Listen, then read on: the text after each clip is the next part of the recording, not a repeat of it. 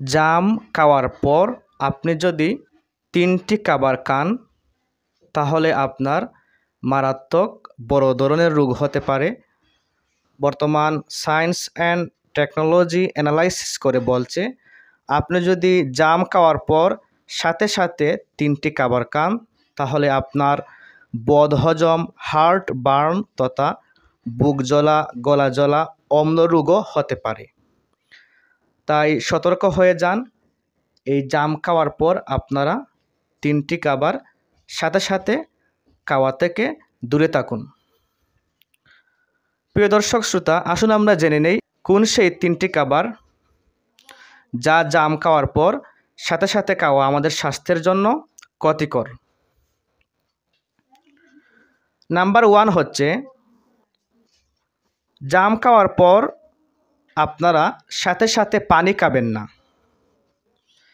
জামের পুষ্টিগুণ পেতে হলে অন্তত আধা ঘন্টা পর আপনাকে পানি খেতে হবে। জাম খাওয়ার আধা ঘন্টা পর নতুবা 20 থেকে 25 মিনিট পর আপনাকে পানি খেতে হবে, তাহলে আপনি জামের পুষ্টিগত গুণ পাবেন। যদি সাথে সাথে পানি খেয়ে ফেলেন তাহলে আপনার বদহজম, গ্যাস্ট্রিক সহ অনেক ধরনের রোগ হতে পারে, যা সায়েন্স আমাদেরকে তথ্য দিচ্ছে। নাম্বার 2 হচ্ছে জাম খাওয়ার পর সাথে সাথে দুধ, পনির, দইয়ের মতো দুগ্ধজাত খাবার খাবেন না। বিজ্ঞান বলছে জাম খাওয়ার সাথে সাথে আপনারা দুগ্ধজাত খাবার, দই, পনির এই সমস্ত খাবার এড়িয়ে চলুন। যদি আপনারা খেতে চান তাহলে কিছু সময় পর, আধা ঘন্টা পর অথবা 15-20 মিনিট পর এগুলো খেতে পারেন, তাহলে ইনশাল্লাহ কোনো সমস্যা হবে না।